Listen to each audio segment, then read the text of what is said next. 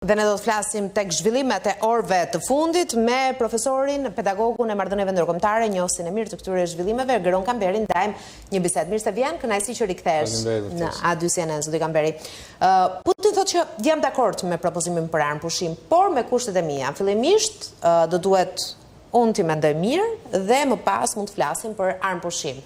Kujt i druhet Putin nëse kthen një përgjigje pozitive tani? E para, i druhet faktit që kjo kohë e armëpushimit mund të shërbejë Ukrainës për të rimarrë fuqitë dhe për të patur një kundërpërgjigje në terren, apo për të kërkuar sa më shumë, se që Putini ka disa kushte dhe kërkesa të vetat, e dim prej 3 vitesh.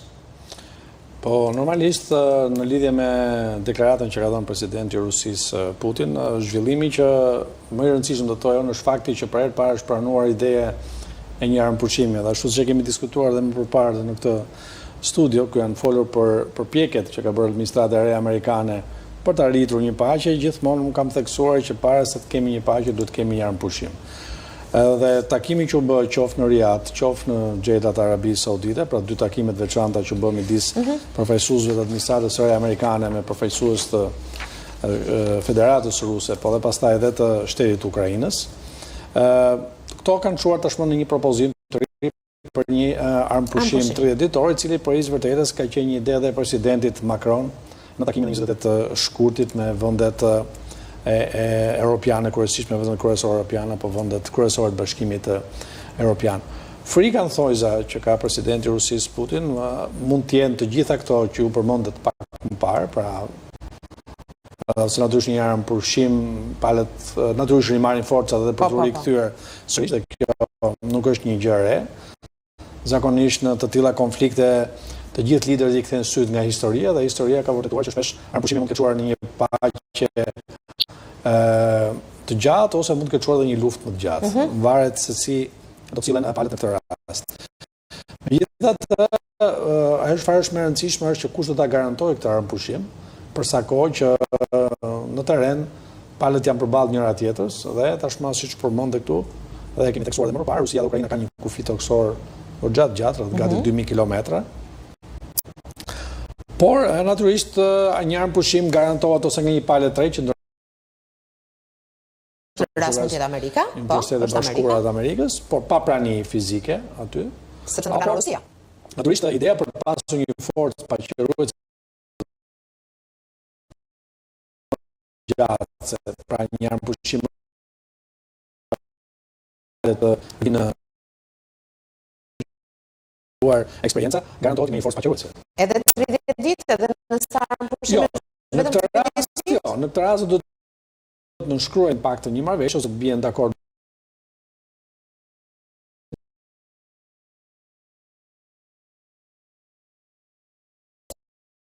me Gazën, Izrael-Hamas. Normalisht në këtë rast do të pat një negociuar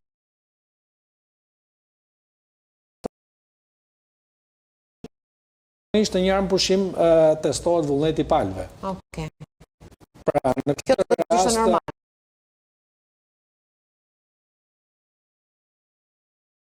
Shpesh në këtë rast ka pasur modele kur një qoftë një armëpushim i palët të tretë që shikon situatën në terren.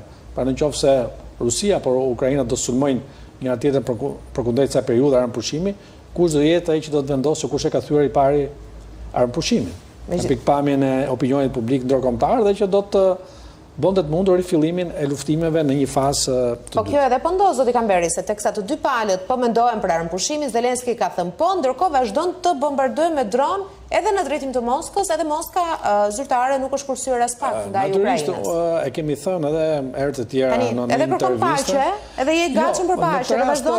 Në këtë rast shenjat për një armëpushim nuk mund të jap njëra palë. Pra situata që prej 24 shkurtit 2022 midis këtyre vendeve është situatë në konflikt. Pra, ka sulme reciproke, natyrisht Ukraina vetëm mbrojtet, kjo është qasja së përhisë vërtetës, pavarësisht e përkufizimit që është dhënë operacionit që ka ndërmarrë Rusia ndaj Ukrainës si operacion special ushtarak, apo element të tjera, për këtë rast kemi përballë 2 shtete sovrane me integritet territorial të garantuar nga Karta e Kombeve të Bashkuara që kanë hyrë në konflikt. Dhe ajo çfarë është më e rëndësishme gjykoj unë është ajo çfarë do të vi pas këtij armëpushimi, sepse besoj që kjo periudhë një mujore mund shërbej për shkëmbyer robrit apo çfarë mund ndodhi në një muaj, por ndoshta mund t'u jap mundësi palëve që të ulen në tryeza bizetimesh tashmë jo në mënyrë të veçantë, por duke qenë përballë njëra tjetrës, me ndërmjetësinë në një palë të re që mund të ishte edhe Bashkuara e Amerikës, apo ndoshta edhe aktorë të tjerë, të cilët për izë vërtetës për tani duket sikur këtë paqe ka marrë përsipër ta garantojë administrata e re amerikane, duke u vënë midis Rusisë edhe Ukrainës. Reagimet pas kësaj deklarate të presidentit rus Vladimir Putin, i cili thotë që kam nevojë për kohë. Zelenski e quajti manipulator dhe kërkoi nga Shtetet e Bashkuara të Amerikës por edhe Bashkimi Evropian më shumë sanksione ndaj Rusisë. Nga ana tjetër, presidenti Trump tha që e mirëpret përgjigjen e Putinit, por e quajti të paplot. Ndërkohë, edhe Rusia edhe Ukraina, siç e përmendëm, raportojnë për sulme me dron ndaj njëra tjetrës, por Shtetet e Bashkuara të Amerikës po mendojnë të vënë më shumë sanksione para ndaj gazit rus, ndaj naftës ruse dhe sektorit bankar. Do të thënë, ka një plan që ne nuk e kuptojmë se nga njëra anë Trump thotë e vlerësoi, e mirëpres përgjigjen e Putinit, po do t'i japim kohë që të mendohet për armëpurshimin, dërgoi delegacionin amerikan në Moskë, nga ana tjetër paralajmëron prap me sanksione dhe thotë edhe që mund të mirëpres Zelenskin për një takim të dytë në Shtëpinë e Bardhë. Do të thënë, ka një plan sekret Putin-Trump për Ukrainën?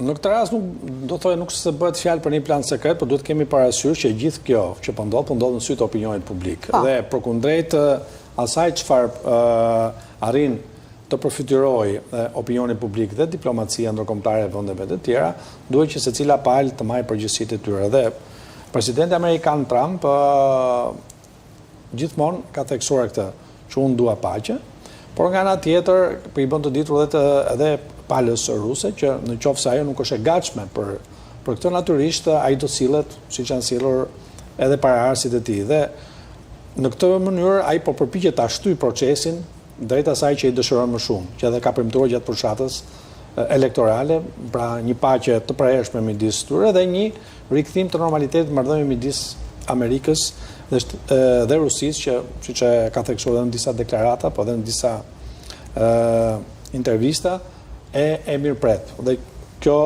si tush është mirëpritur dhe nga pala ruse, në disa deklarata qoftë nga presidenti rus, nga ministri i jashtëm Lavrov, apo nga zëdhënësi i presidentit rus Peskov, i cili është shpesh flet më shumë se sa da vetë presidenti Putin.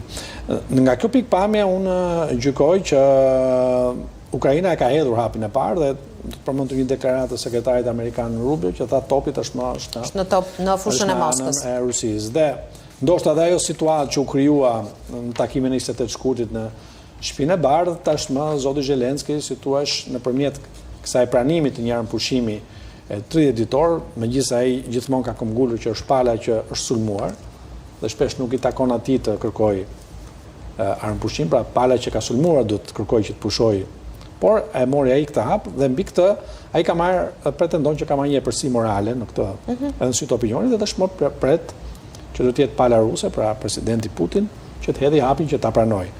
Deklarata e djeshme që ai e pranon në parim, po të duhet të shikojë çmimin me cilën duhet ta paguajë këtë armëpushim, besoj ka lidhje më shumë me faktin që tashmë ne kemi një dualizëm midis qendrimit të Shtetet Bashkuara të Amerikës dhe vendeve europiane, gjë që u theksua edhe nga ministri i jashtëm Lavrov para të disa ditësh, që dhe madje edhe presidenti Putin e përmendi që disa nga vendet europiane nuk duan paqen midis Rusisë dhe po vetë Putini e do paqen, sepse ka analistë që mendojnë që Putin realisht nuk do paqe, por nuk do që duke ja kthyer fjalën Donald Trump dhe idenë e tij për negociata ta fyej.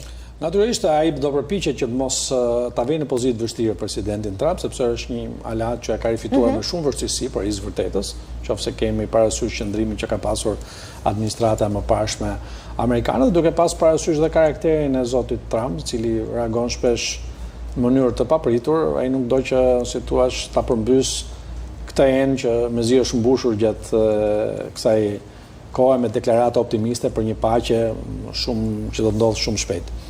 Gjithsesi, ajo çfarë mbetet për t'u shqyrtuar është fakti që çfarë do të arrihet me këtë armëpushim. Një armëpushim 30 ditor në gjykimin tim nuk ofron shumë, pra dhe 30 ditë kalojnë shumë shpejt. për të rikthyer sërish në luftime, por nëse do përdoret kjo periudhë 30 ditore si një fazë kalimtare për të pasur bisedime reale, konkrete, për një paqe afatgjatë, ashtu siç është dëshira e shumë aktorëve ndërkombëtar, mbi gjitha Ukrainës, por dhe administratës së re amerikane. Në të njëjtën ditë që presidenti Zelenski tha jam gati, pra pranoi propozimin amerikan për një armëpushim 30 ditor, Vladimir Putin vishet me veshje ushtarake, heq kostumin e presidentit dhe shkon në Kursk, atje ku raportohet që ushtria ruse praktikisht e ka rrethuar atë ukrainase dhe është çështje orësh apo ditësh dorëzimi dhe rimarrja e rajonit të Kurskut. Përveç kësaj, Ukraina thotë që Rusia po avancon dhe kjo është pranuar edhe nga general të ushtrisë ruse edhe në rajonin verior të Sumi. Me thënë, çfarë po ndodh? Se duket sikur ka një intensifikim tashmë të luftimeve. Pra sa herë ne mendojmë që po bëhen hapa pas dhe po flitet për negociata dhe paqe dhe armëpushim, intensifikohen sulmet në terren.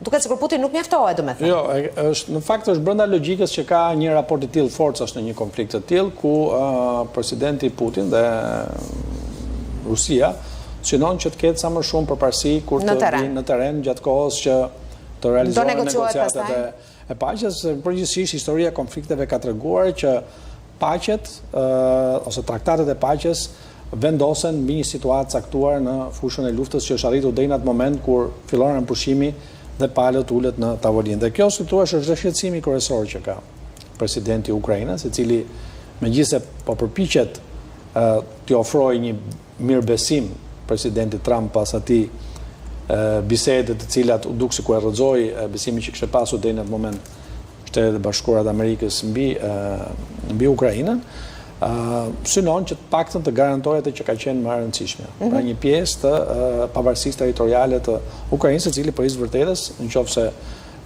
shikojmë realitetin që është në terren, gati një pjesë konsiderueshme e territorit, 20% e territorit që ndodhet në lindje të Ukrainës tashmë kontrollohet nga forcat ruse dhe aty shtrihen ato që janë republikat autonome të Donbasit edhe Luhanskut, të cilët që në 2014, që pas revolucioneve të sheshit Mejdan, vetë shpallën autonominë e tyre dhe tashmë është një realitet që edhe me praninë e forcave ruse e bën të vështirë se çfarë zgjidhje do ketë në terma afatgjatë edhe kur negociohet plani paqes.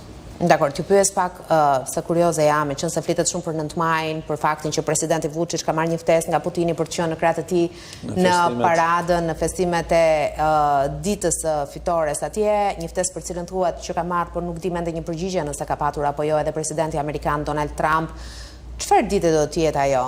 Meqense pushteti apo pozitat e Vučićit nesër lëkunden një pak, me gati 1 milion qytetarë që pritet të dalin në shesh, se duket sikur ka një lloj zinxhiri që po tërheq aleatët e Putinit apo jo? 9 maj është gjithmonë një festë që është konsideruar si festa e fitores mbi fashizmin dhe tashmë ne kemi një përvjetor që është 80 vjetori dhe normalisht Rusia ka qenë vendi i cili ka mbashur në atë kohë Bashkimi Sovjetik ka mbajtur peshën kryesore në çlirimin e Europës nga Gjermania naziste. Dhe përgjithsisht ky është një si tu shkrenari kombëtare që gjithmonë sa herë ka pasur raste përvjetorësh të tillë, Rusia nuk ka lënë asnjëherë shkas të mbas për të treguar supremacin, forcën, por edhe një lloj krenarie. Pra, për të treguar Evropës që Rusia nuk ka qenë, shpesh në diplomaci flitet edhe me simbole.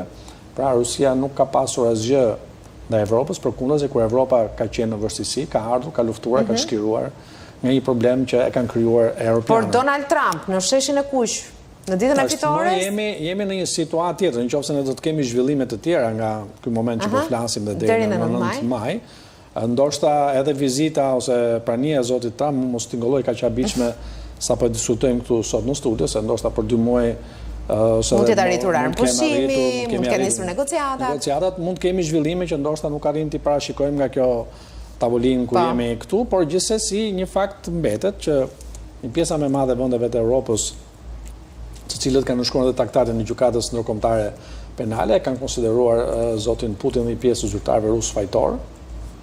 Pra të çfarë ndodhur në Ukrainë, bile s'ka dhe një mandat arresti për të, pavarësisht mënyrës se si ka rrjedhur historia deri në këtë moment që po flasim.